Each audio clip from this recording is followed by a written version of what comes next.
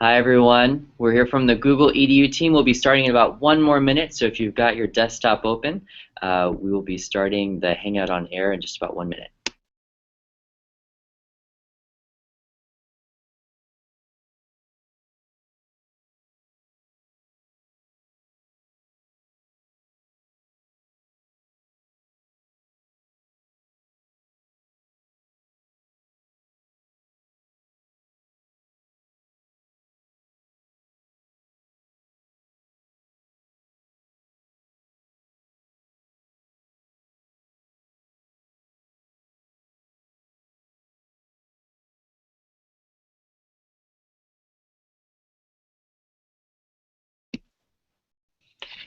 Hello and good afternoon. This is Drew with Google for Education in New York. Thank you so much for joining us. We are extremely excited to share with you and spend this time with you today. So first off, I just want to say thank you. We recognize that as educators, you are inherently very busy. We know time is always of the essence, and we so much appreciate you taking this time to spend with us. So to get things started, I'll be going over a quick bit of logistics and doing some introductions. So today is all about Content 2.0. It's going to be a conversation around the next phase of content in our classrooms, what's happening in 3 amazing districts around the United States. And these 3 districts were selected because our team came together and we asked our team who work with districts all over the world to submit for districts that were doing amazing things with digital content and open online resources, etc. So these 3 districts were nominated, and I am so excited for them to share with all of you today. So I'm going to be sharing my screen with you for a moment.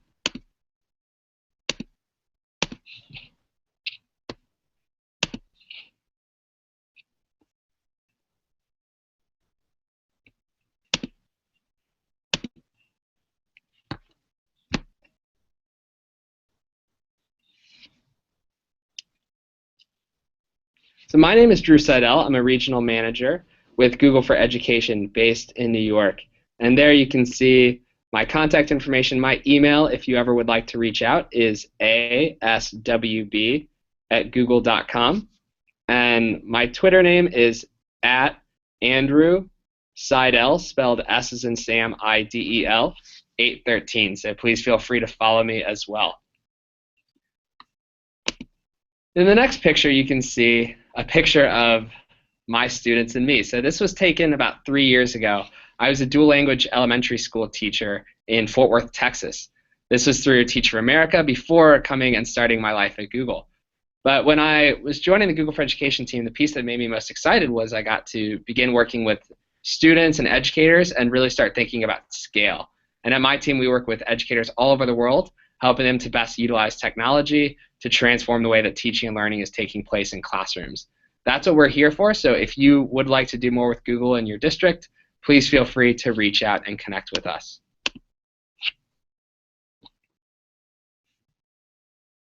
And now it is my pleasure to start with our first guest and presenter for the day. So this is Matt Fedoroff. Does that mean I'm on? Just a minute, I was just doing your introduction. This is Matt Fedoroff. Right, He's the Chief Information Officer from Vail School District in Vail, Arizona. Good afternoon. I'm Matt Fedoroff, Chief Information. So Matt, now would be a time that you can start presenting from your screen. Should I take over now? Yep. All right, excellent. All right. So again, hi from sunny Vail, Arizona, where it is about 75 degrees outside. Hopefully that doesn't cause you too much grief in that regard. Let me get my presentation going here, and we'll get started.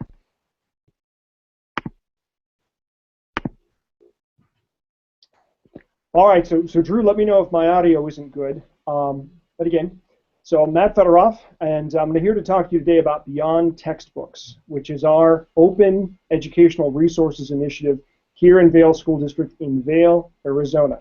So that's me, and I've been here for 17 years. It's been a lot of fun.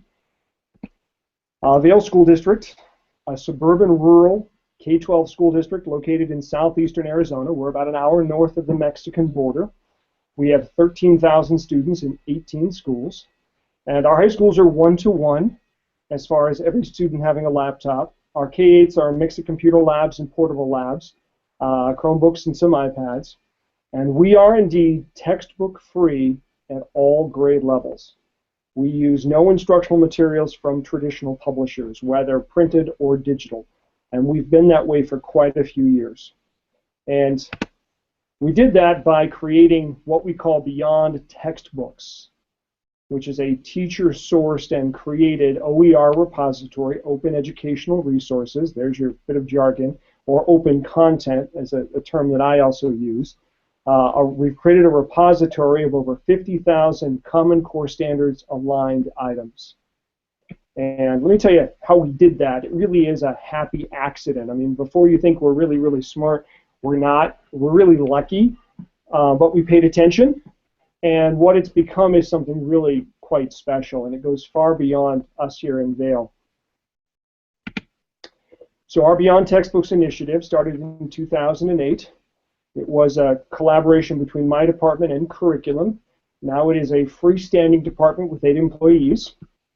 We built BT, Beyond Textbooks, BT as we call it, for ourselves, but we invited other districts to join in 2009. They're partner districts. They pay a fee for access to the content and for the professional development. And now we have over 100 partner districts in Arizona, Wyoming, Idaho, California, and we just picked up our first one in Kentucky. So we run it as we're a nonprofit. Obviously, we're a public K-12 school district, but we run this initiative. And by accident, we never set out to do this, we've actually become the largest provider of digital content in Arizona. And again, we use no content from traditional publishers. We don't go to the big four. All of the content that we use both for our own instruction and that we provide to our partner districts is content that our teachers have either found or created, that they've sourced. So let's talk about how that works. So like many districts, starting about 15 years ago, our teachers had been meeting in their content areas to identify key standards, Marzano's power standards, and then unwrapping them. We put a lot of work into very precisely defining them, as well as what mastery looks like, model products. We've done all of that work that, again, many districts have done. And then with those unwrapped standards, we created formative assessments. And then those standards were further placed on instructional calendars, pacing guides, as some people call them.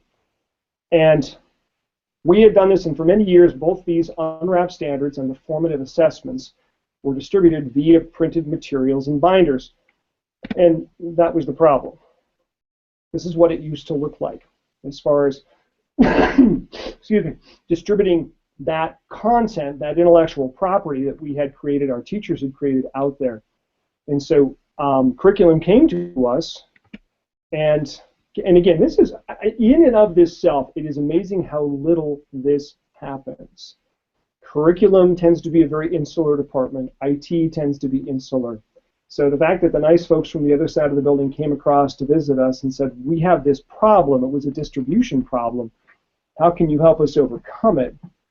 And so we in IT came at the problem, and the first thing we did was take those curriculum calendars, those pacing guides, and distribute them electronically via .ics or iCal, we're a Mac shop, but ICS, which is an open standard. And then within those calendar elements, which teachers subscribe to, and you can see the subject areas there along the left, Math 7, reading, whichever, as a teacher, you would subscribe to the ones that mattered to you. We took the standards and broke them up, formatted them like IP addresses, like so, which is interesting. Everybody does that now. We were doing that a decade ago. And then those would then link to wiki pages that had those documents. And so for every standard, we crafted a wiki page. We use the MindTouch wiki now. We're on version 3 of this. And these let us electronically distribute those unwrapped standards and formative assessments. So we solved that distribution problem. But again, before you think we're really smart, we're really just really lucky. We thought, well, but what about the rest of that wiki page? It was there, and teachers got to it, and it was tied to our directory services, so we could control logins and logouts. The rest of that week, what could we do with that? And what we realized was that we could let our teachers add value to this thing that we had created. Every other initiative I've seen regarding aggregating digital content has really flowed from the district office. Ours was the first that said, if we build the infrastructure, can we encourage teachers to add the content themselves? And using the wiki format of one standard. This also solves the problem of, frankly, a lot of open content or OER initiatives where there's too much content. It doesn't make any sense. It's done by subject area rather than by strand, by concept, by standard. So we opened that up, and we did professional development to show teachers how to do that. We realized we could add standards-aligned content to the page, or even better, our teachers could add the content. Because we already knew our teachers already were using digital resources. We talk about being beyond textbooks, but the real secret is your best teachers already are beyond textbooks. And so we created it, and the tool we created, as you can see, it puts the name of the teacher, it puts the school, so we get that wonderful energy that the open source folks have about name recognition and peer affirmation. And teachers could put content up there, like so. You see, here's another, again, supplemental resources. That could be really anything. I mean, a content or a web page, something a teacher's created. It could be a link to an app or a file for an interactive whiteboard. But all of them tied to those particular standards. And at the bottom, we built out a section for accommodations and interventions. That's where our special ed department, our ESL folks can put their particular resources that are tied to that standard. A way for our dedicated, passionate employees to add value to the tool. And that's how we got here. So here we are 8 years later. We have 50,000 plus Common Core standards aligned open educational resources. Teacher created, teacher discovered, teacher vetted. And during Q&A, I can go through the vetting process and how that works. But this wonderful amount of energy generated, this is how we are beyond textbooks, why we don't have to purchase content from publishers, because our teachers have been doing this already. And since it's Common Core aligned, it's easy to share with other districts, which we realized in 2009 when a neighboring district asked if they could join us. So we now have, again, 100 plus, I think we're up to 112, and mostly in Arizona, but we have some in Wyoming, a couple in Idaho, one in California, now one in Kentucky. We reach 12,000 staff and over 120,000 students. We are bigger than some of the smaller publishers in terms of our reach. Again, a happy accident. We sort of stumbled into this, but if you're a partner with Beyond Textbooks, you get the professional development, you get access to the content, and your teachers begin to add value as well. In fact, our #1 contributor as far as digital items about 2 years ago was not a Vail teacher, but a teacher in another district up in northern Arizona. A really, really good 5th grade teacher who contributed over 100 items to our repository. And so that's basically Beyond Textbooks, and that's how we went textbook free, and that's how we just share and distribute and make sense of digital content here in Vail. Thank you. Great, thank you so much, Matt. That was amazing. And I had a quick follow-up question for you. One is from one of the attendees right now. This is a great question from Williford, and he asked, are your OERs available to the public? So are there participants, are they able to access these OER resources, and if so, how? We are always open to partnerships with other districts. That's a whole department down the hall, as it were, because this has become such a big project. We can provide sample logs. The general repository is only for Beyond Textbooks partners in that way, along with the professional development, and that is. Okay, great. So we have a shared document that I'll highlight at the end. And Matt, would you be able to put that information in the document as far as if districts wanted to be part of this, how they could gain access? Absolutely. Okay, amazing. Thank you. Cool. Well, thank you so much, Matt. That was awesome. So next, it is my pleasure to introduce our second district and guest educator. This is Dr. Dan Lawson. He's the superintendent of Tullahoma City Schools. And my friend and partner on the team, Brent, was so excited to recommend Dan and to recommend this district, and I am extremely excited to hear their story. So, Dan, I will let you take it away. Good afternoon, all. I send greetings from Tullahoma, Tennessee, and would love to be able to understand what just happened to our presentation, but we're going to have a good time with this nonetheless. We have a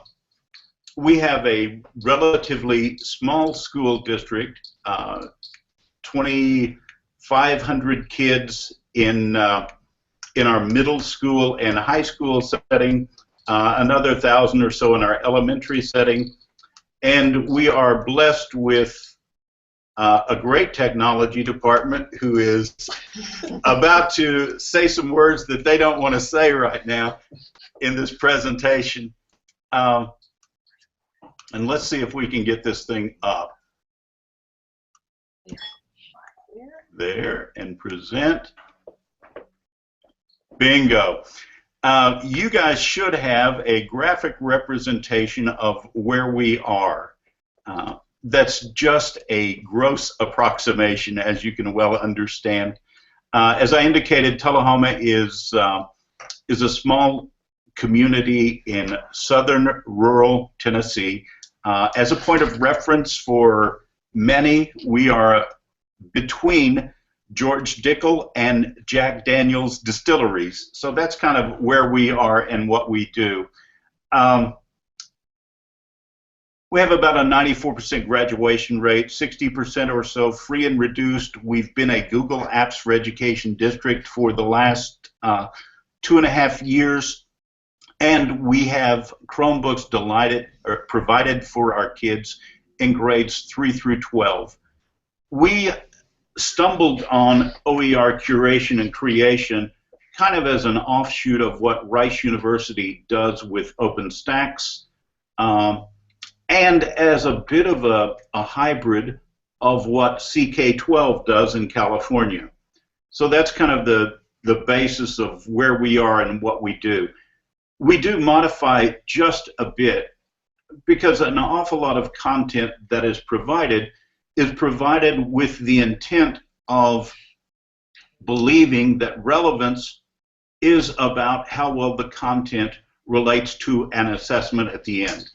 Anytime one of the Big Fours sells you a textbook, they do so with a belief that, or with a sales pitch that suggests that as this content relates to a 7th grade student, they're going to perform better on the assessment.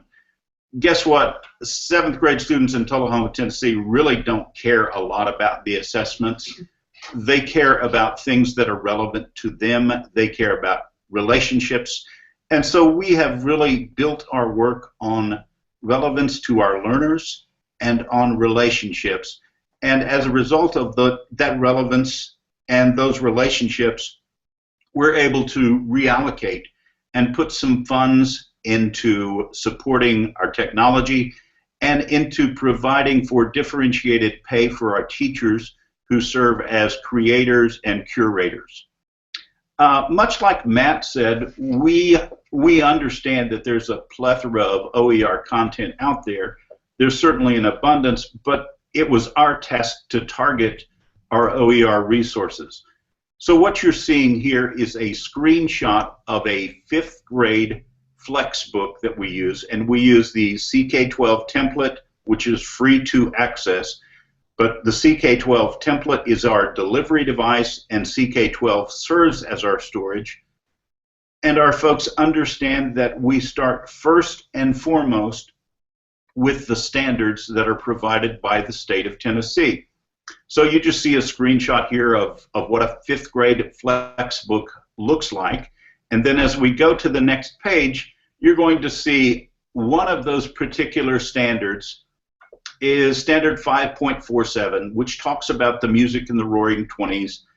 And as we looked at popular culture in the Roaring Twenties, if I look at a typical textbook that we've had in place in our community or in many communities, and we have reference to the Grand Ole Opry, you'll see a figure much like you see on the top left of the page.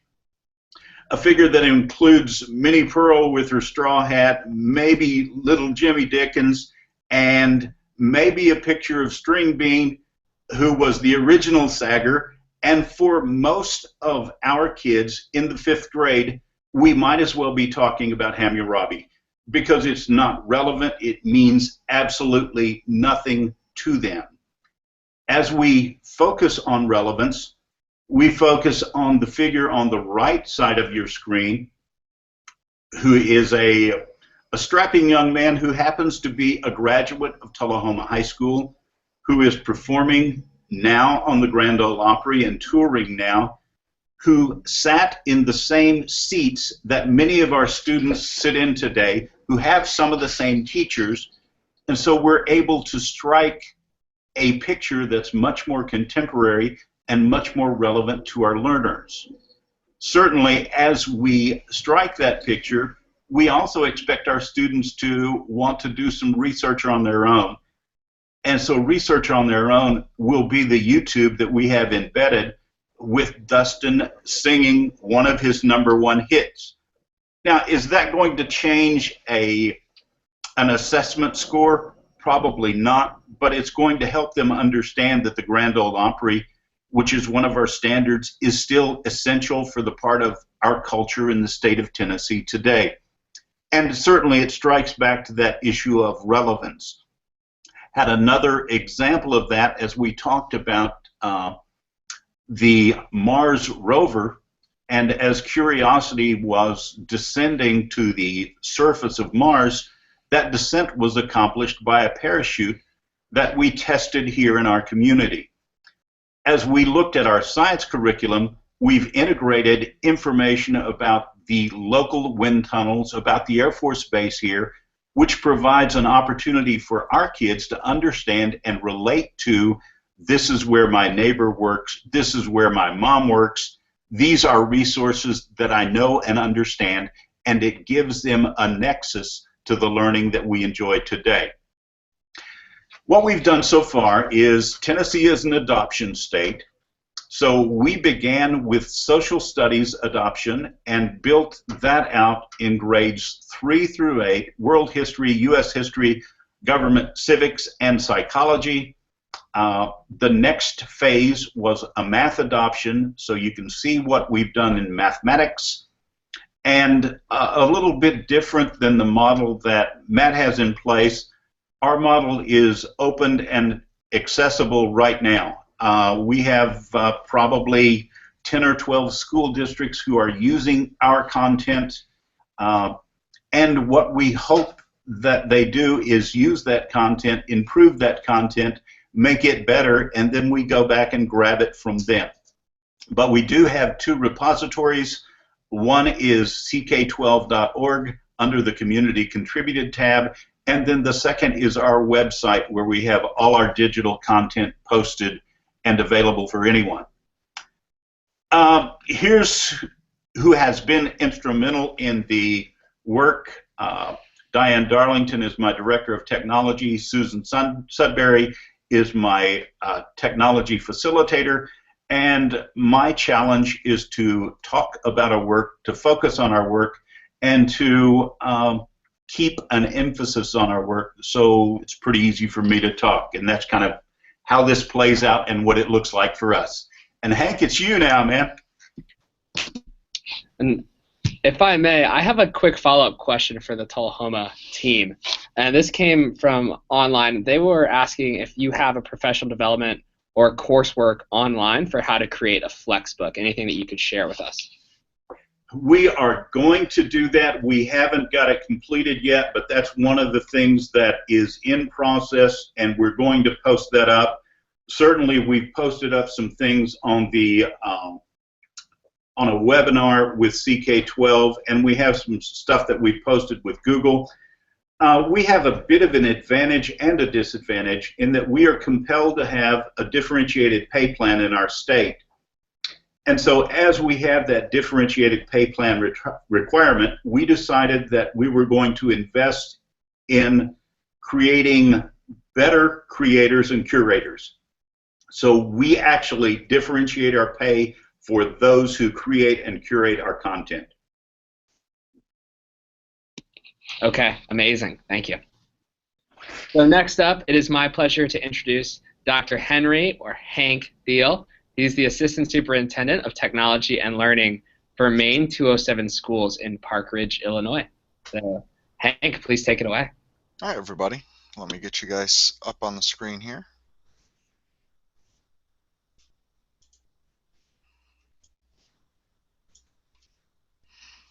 All right, so we're going to talk a little bit about Maine 207. Our story is unique, just like the other two, and I think anybody who's diving into this area right now will have a unique story.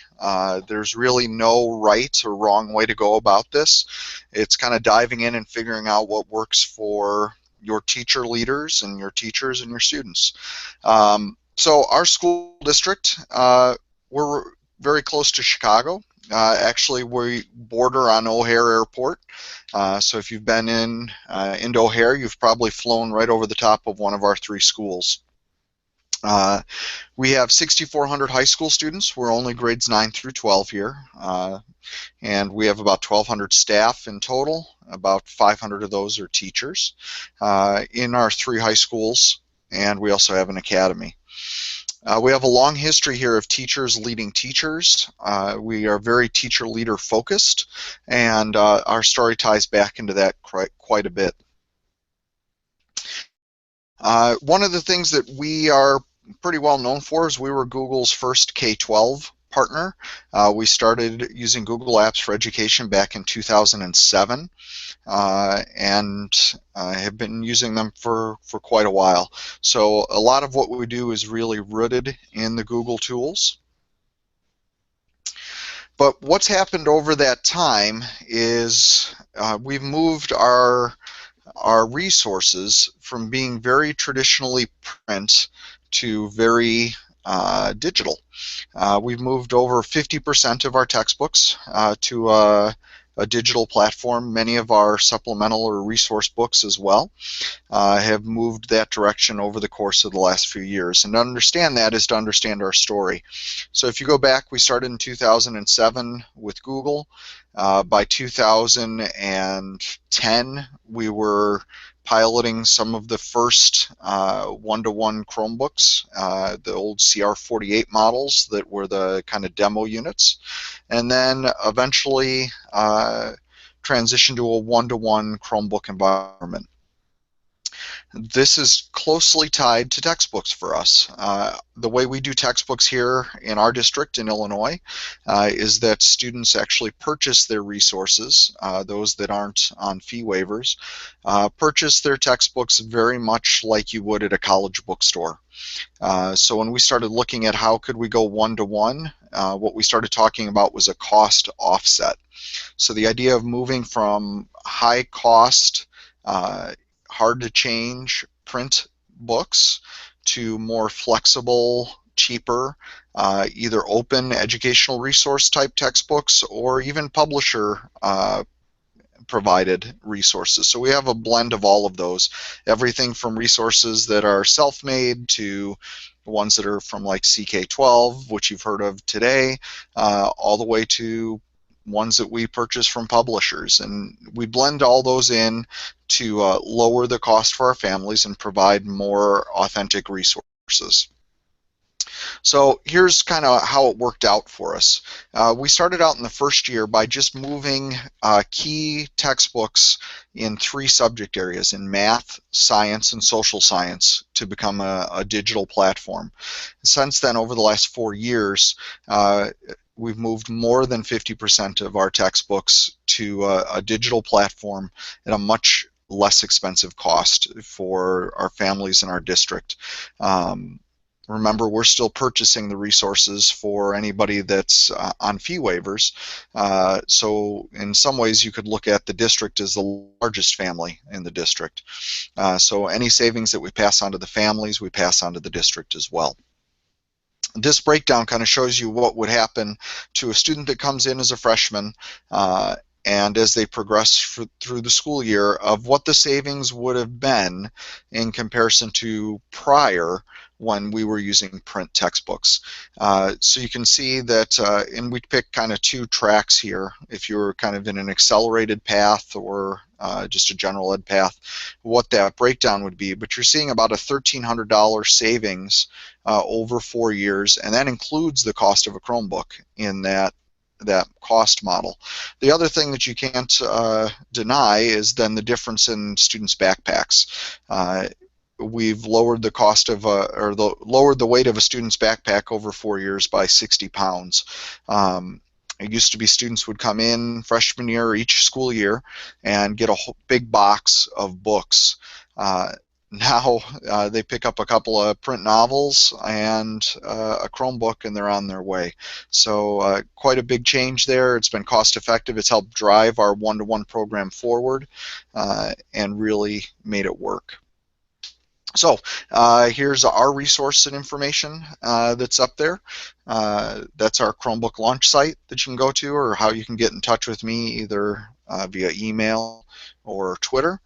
And happy to answer any questions that anybody has.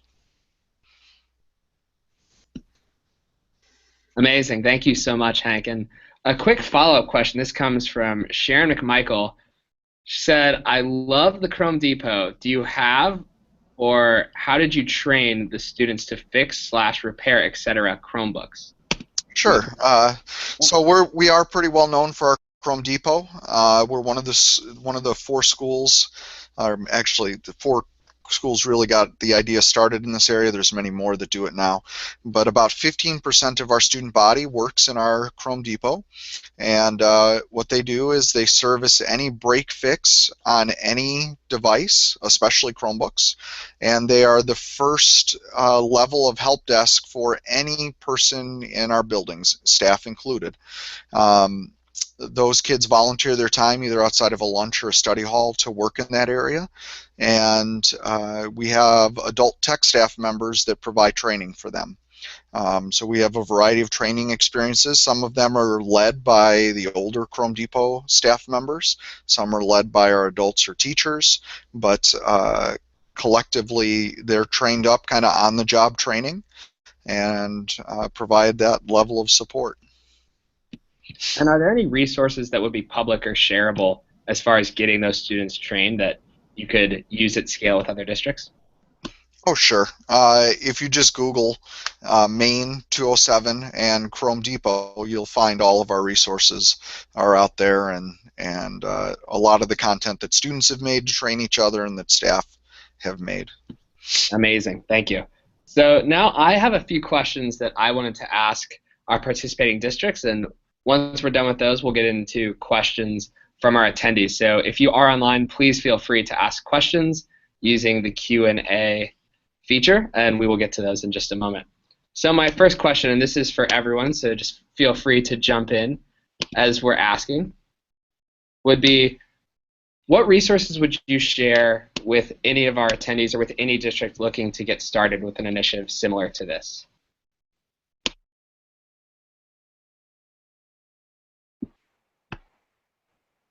I guess I'll go first. I think first, the idea that you can leverage the work that you already do as a district, or conversely, you can join with other districts to stop. You don't have to think of content as predefined chunks that other people give to you. That if you, very similar to the folks from Tennessee, if you start with what you are expected to teach, if you start with the standards, and make that your primary delineation for where to put content to. See, for years we've always taken content and we've tried to shove it into standards. And in this age of digital content, you can start with the standards and then go to the content.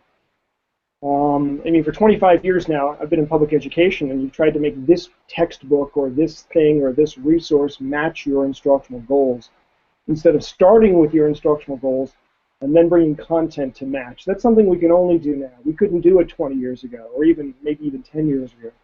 And so really defining, you're not stuck with a book or a publisher or with predefined content. Start with your instructional goals, and then let that drive your conversation. That's great, thank you. Would either of our other teams like to chime in?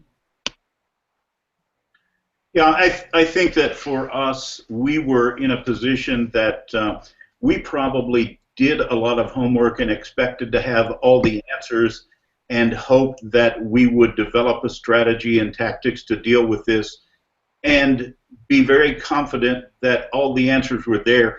And I'm afraid had we been stuck in that rut, we would have never started the work. I think we had to embrace the idea that this is evolutionary. There will be mistakes made. We would grow from our work. And ironically, as we provided professional development for many of our teachers, it's not a lot different than a third grade writing assessment because the questions were exactly the same. And they were, where do we start? And our dialogue and our mantra was, we start with the standards and we flesh out with content that we believe will be most relevant to our students. What about that, Arizona?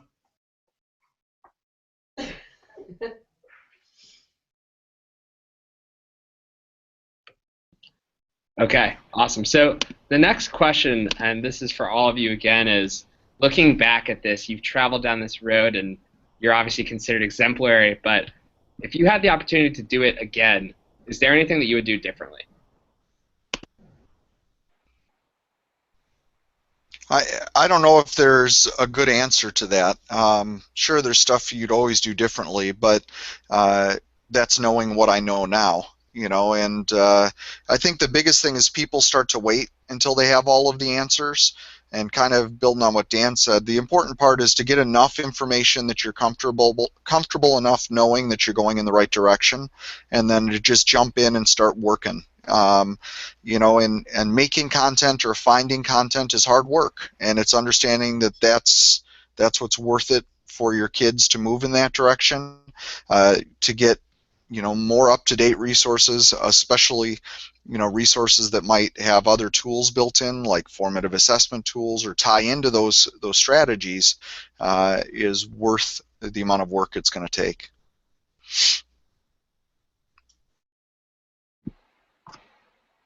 Given that our entire project was essentially a series of happy accidents, I'm not sure that we would. I don't know that we, very similar to the gentleman from Tennessee, we just plowed into it and figured we'd figure it out as we went along. And I ended up in a happy place. So no, I can't think of anything we would do differently. Like my cohorts in the group, we are at an advantage, not based, certainly here, not based on intellect, but based on experience. As we think about what we would have done differently, I can think about an awful lot of things, but the important thing that the observer ought to pick up from the comments right now is this: OER content is much more prevalent, much easier to access, and much of a much higher quality than it was when the three of us started our work. We started our work with a dialogue about our teachers creating, and curation was a byproduct. Now it's much more about curation and quality control rather than creating, at least for us. As we were discussing, there was one thing that we did have to change over the time that you might need, that other schools getting started might have to consider, is that our board policy and all of our documents really referred to what a textbook was, and a textbook now is very different than what a textbook was 5 years ago.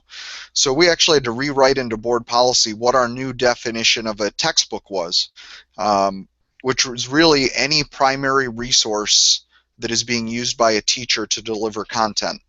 So that could be teacher created all the way to publisher purchased, but it had an impact on decisions we were making just by the vocabulary we were using. So something to consider.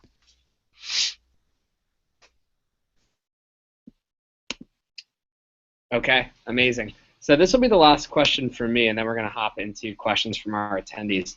But I wanted to ask, so now that you have been utilizing digital content, what has the impact been on teaching and learning? Has there been anything as far as student achievement, student engagement, anything that you could share?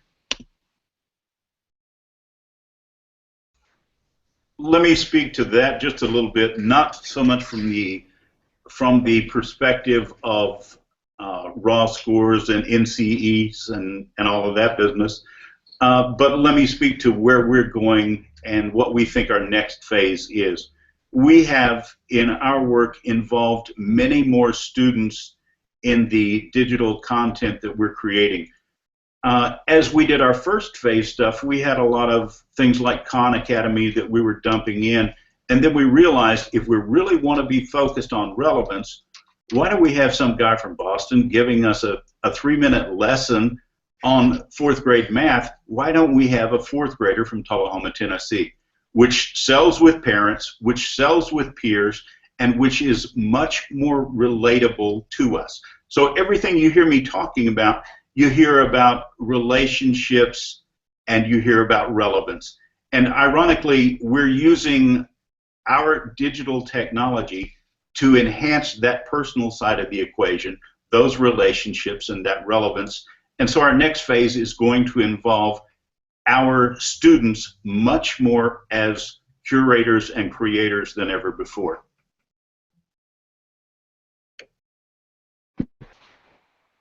Well, and by the way, I love that, what you just said about the student piece, Tennessee. That's wonderful.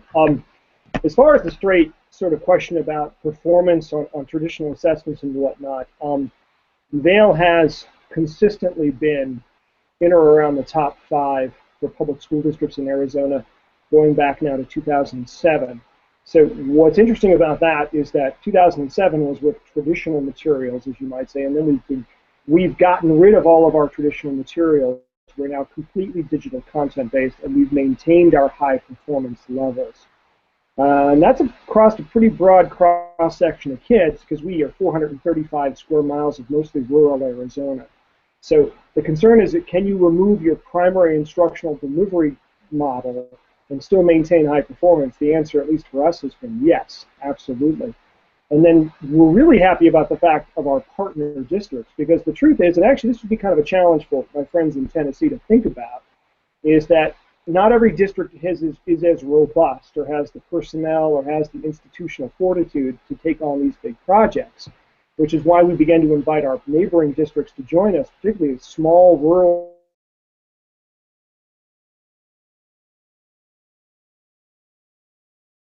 year. 3 will be on textbooks partners. And so we've not just opened up digital content, but the way of thinking about really excellence in education, and really making that not just about Vail, but about as many other people as would like to join the party. I'll address this one as well. You know, we've done a lot of changes over the last 10 years around teaching and learning and digital resources and technology. And year after year for the past 10 years, our test scores have improved. The number of students that are enrolled in AP courses continues to skyrocket. And we don't see teaching and learning taking a dip at all at any level. And you would expect, with the amount of change that we've introduced, that would happen somewhere, and you're just not seeing that happen. A lot of that goes right to the dedication of our teachers and to our students, and what's happening in the classroom, and that they're willing to grow and change with what's there. Just as you probably can't tie any of that growth to any one factor of what we're doing in the classroom, you couldn't isolate out digital resources from it, but the fact is it's in the mix of changes, and we're not seeing anything go anywhere but up. Amazing. Thank you all for your contributions there. So now we're going to get into Q&A coming from our attendees. So the first question, it looks like this is very popular, a lot of +1s, coming from Karen Greenleaf. She had asked, I'd love to hear how textbook budget savings are translating into investments in other areas, more teachers, other tools, etc. Well, ours is a little different because our families were paying for those resources, the school was not. So those savings are being passed right on to our families directly. So it's lowering the cost of education in our area for our families. I know that's unique in Illinois. There's a lot of places that aren't like that. But if you scaled that to somewhere else where a district was paying for those resources, you could definitely realize those savings. You know, we're looking at here of savings of $1,300 over 4 years, that per kid, that you could invest right back into whatever you wanted to dive that money into. So it's possible. So here in Arizona, we are compelled to provide all textbooks and materials to students that are needed. And so that is required by law. And Arizona, which is currently the 49th or 50th in per child spending in public education, I think Guam beats us at this point. Frankly, one of the things that this has let us do, because we haven't had to buy traditional materials, is it's let us survive in an extremely constricted budgetary profile. Back when we started in 2008, we were spending about $53 per kid per year on printed instructional materials, and that's now down to $4 or $5, mostly at the K1-2 or K1-3 level. So on straight dollar cost, obviously it's made a tremendous impact. But the simple math is that to provide 4 years of textbooks for our high school students costs around $400. A little more if it's an AP kit. Well, a decent Chromebook costs around $250. So we've been able to recapture that investment, and instead of providing this static printed material to students, we now provide them a Chromebook, which is infinitely more powerful. And then, of course, the content we have, because we've gathered it over the past decade. And so that's what's let us do that, go one-to-one with our students, and while still saving money because we're not buying books. And for us, much like Arizona, we are compelled to buy textbooks. As we started this work, the average social studies textbook was selling for $81 per unit. So for us, we did something pretty simple. We bought bandwidth, we bought devices for kids, and the other thing we bought is professional development as well as stipends for our teachers who are developing that content. We invested in teachers and we invested in kids rather than Pearson. I just want to touch on a key point that Matt made that we make all the time here, is single-use versus multi-use resources. The fact that you can take those dollars, if you have a social science textbook, it can only be used for social science. If you have a Chromebook, it can be used for anything. So the more that we're, or intranet, you're providing bandwidth, you can use that to get to any information that you need at the point you need it, where these other single-use resources really limit where your dollars can be dedicated towards. So the more we can shift to multiple use resources, the better off we're going to be.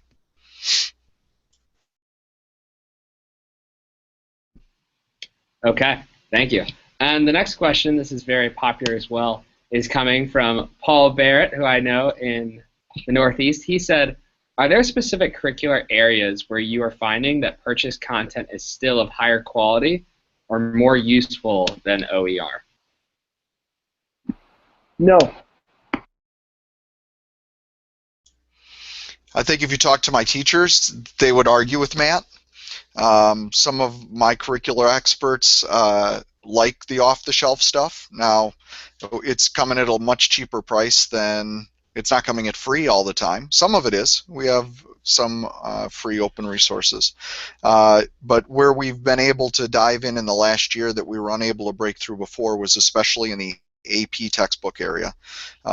Publisher provided AP textbook material. I was able to get teachers off of $200 and $250 textbooks to $20 textbooks, where they still had confidence that it was aligned with AP tests. It was provided by publishers that they did trust, for better or for worse, but it did allow us to make that move and save a lot of money in the process. So as much as I would love to say we're only going to do OER, sometimes you need to pick your battles and just get your organization moving in the right direction. I'm inclined to believe that OER could replace nearly everything, and we don't. There are some specific areas in CTE where we have a relatively small set of teachers, and it's pretty burdensome to expect them to develop content in those areas. But the biggest battle we have faced here is the battle related to contemporary literature within my English language arts departments. The other guys are smiling because they have dealt with the same battle. Can it be done? Yes, but we have never suggested from any point in time that we will replace all printed literature. We think that it makes sense to win the war and give away a few small battles. And actually, thank you. Let me provide that clarification. You are correct. We no longer buy textbooks and supplemental materials. We buy a lot of paperback books for that because it simply works better than that. And they're inexpensive, and they're available from a variety of publishers, and we can use them as we like to use them. It's very much the idea that I want to buy bits and pieces of content to match my particular goals rather than somebody feed me a gigantic wad of stuff, most of which I don't want in that way. So it's that. I think it's really the same philosophy if you think about it. And you're right with CTE, but CTE has its own money. So CTE that's a different sort of equation there. I think the other thing that moving digital allows you to do, and maybe we're at a slower rate than these other guys are, but even moving to digital publisher content gets our teachers thinking that they can bring in outside content into it, and realizing that, okay, maybe this publisher content is a chunk of it, a portion of it, but they're out just grabbing other stuff and bringing in. It's no longer the sole resource like it used to be. And we're the same way. Novels are our biggest item of purchase still. For better or for worse, it's what they want. So.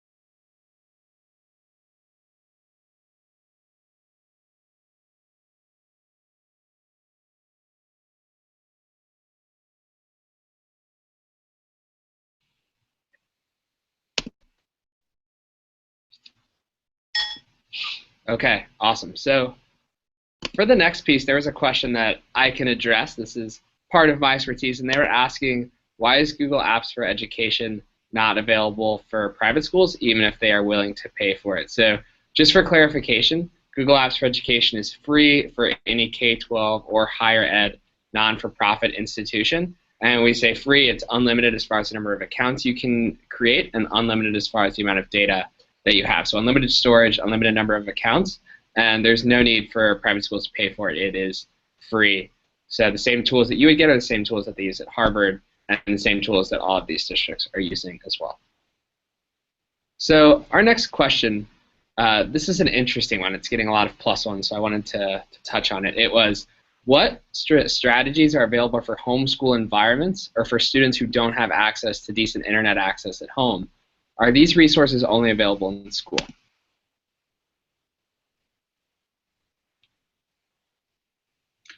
I can speak. I'm sorry. Go ahead. 97% of our students have internet at home, which leads about 200 of our 6,400 students that don't. We're working with a Sprint ConnectEd grant to provide hotspots to those folks, to those students that don't have internet at home, so that they have connectivity even when they aren't here. So that's how we've closed that gap over the years. Rather than trying to hack in a way to make sure they're not connected, we've tried to make sure that we get them as connected as much as possible. For us, our connectivity is not as strong as it is in the Chicagoland area. We have probably 75 to 80% of our kids who have wireless access at home. One of the main reasons that we went with the CK12 platform is it allowed us to push out as a PDF content that we have created digitally. So while the hypertext won't be there and while some of the embedded functions won't be there, if perhaps they go to some educational center of excellence, and we call those McDonald's, that has Wi-Fi, then they can get that functionality. But at worst, they have content that is better than the old textbooks that we provided right now.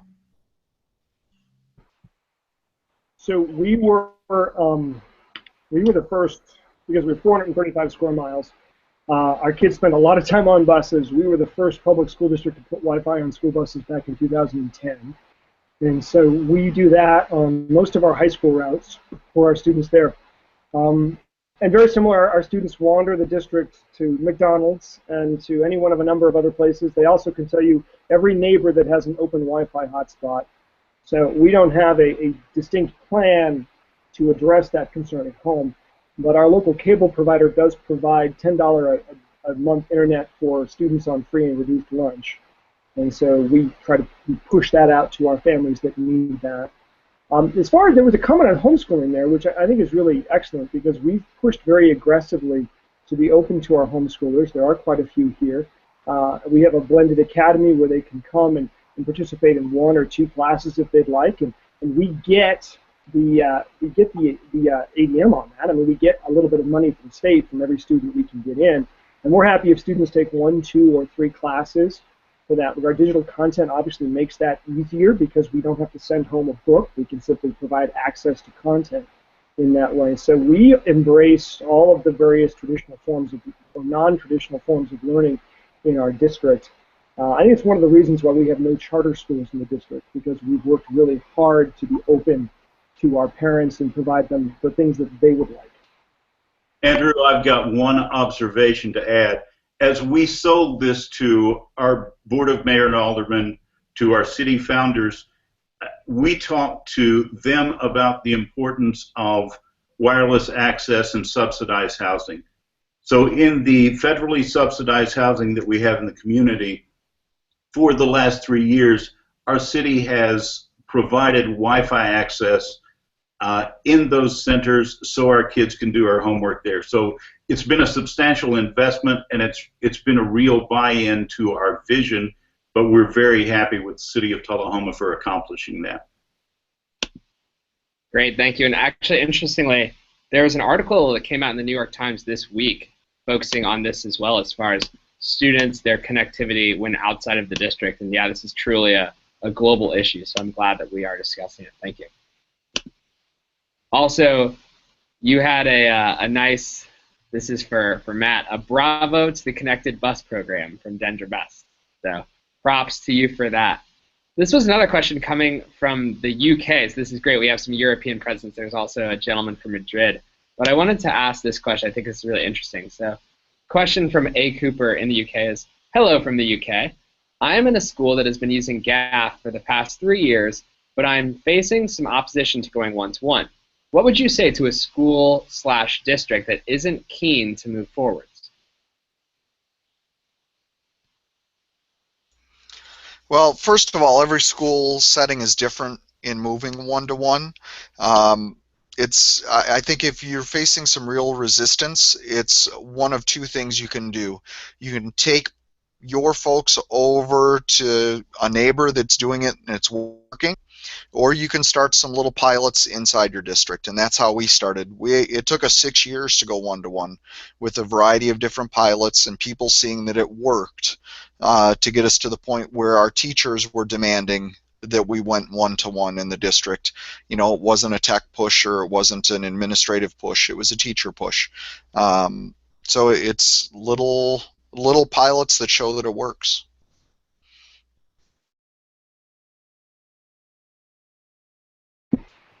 For us, the transition to one-to-one was an awful lot about equity. It was an awful lot about providing resources to every child in a community that otherwise wouldn't have had those resources, and we thought that was really important. If we want to develop our communities, if we want to develop our kids, we've got to provide some resources that prepare them for success at higher ed and success in the workplace. And we just felt that one-to-one was essential for us to make that happen. At the same time, we don't believe that every activity ought to involve a digital device, nor do we believe that every school setting and every day and every grade level will integrate those digital devices. It is a tool for us, not the tool for us. The gentlemen both are really put some valid points forward. I think if you offer some as an initial stage to offer some level of parent choice, in that, for example, we started one-to-one at one high school but not another, and we always intended to go back to, and we did finally, but it really was the sense of that if you really do not want your child to go to the high school that has laptops, we will provide transportation for that child to the other high school. And we did that for the handful of families for whom that was very important. This is now 10 years ago. We've been one-to-one at all our high schools for about 5 years now. I think the other thing is to set your event horizon far out into the future if that's necessary, because that changes the conversation. You can say, I understand you have reservations now, but can we talk about, say, 3 or 4 years from now? When we talk about, so especially we're coming up to 2020, which is a pretty significant date, to say, what does school look like in 2020? Will we still use textbooks? Will we still use traditional printed materials, or will we move past that? And I think even your most strident opposition will be fairly thoughtful and go, you're right. I mean, at some point we have to stop using these materials. At some point we have to get there, as the point of, and that can sort of set that longer-term goal. And that longer event horizon takes some of the pressure off and then lets you work incrementally towards it.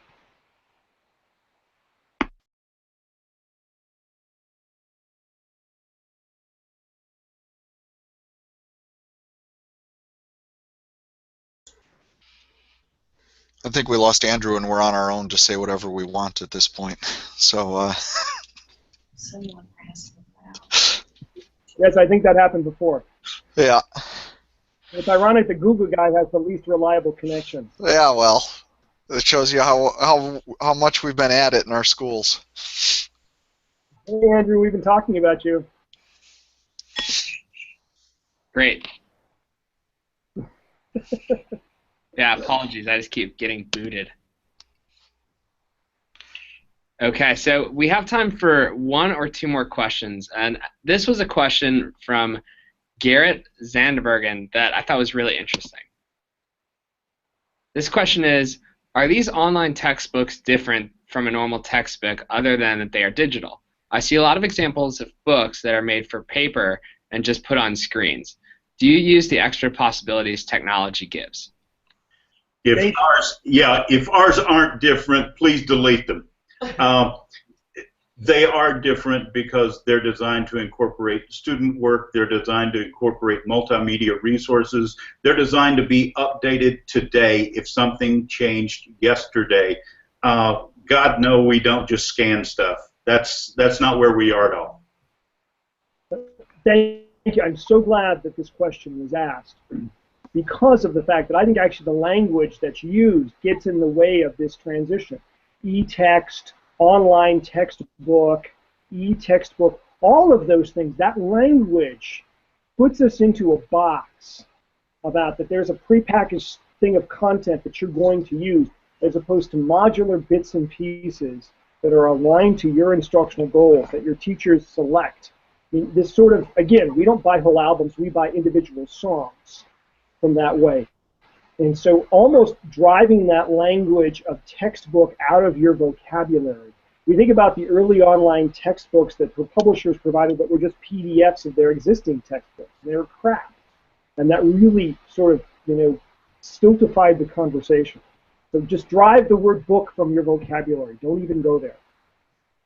Yeah, we've moved to calling them online resources, even if it is publisher provided, because it isn't traditional textbooks anymore. It's a variety of different tools. It's multimedia. It's stuff that connects to real-time events. It is not at all what you would traditionally think of a textbook, which goes back to part of the reason why we're trying to make sure every one of our kids is connected, because a lot of the newer features that you would think about curriculum and resources go away if you lose that internet connection. Awesome, thank you. And this is going to be one of the last questions. I do want to say that people seem to be very excited about the weight difference with Thoughts for Healthy Backs. That seems like that's a a big piece. So congratulations to all of you for that. And this would be the last one. So we also have, I want to call out a thank you for sharing all your experiences transforming education, integrating Google Apps to the world. Greetings from Madrid, Spain. So cool that there's such a worldly presence here. So I love that. But this one that's getting a lot of pluses as well is, are your OERs available to the public? www.tcsedu.net or ck12.org. Yeah, ours are wide open. The OERs we use are all CK12, and we leverage those.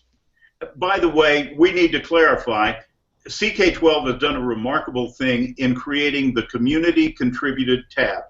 This time last year, there was CK12 content that was created, and it was limited to what they had created.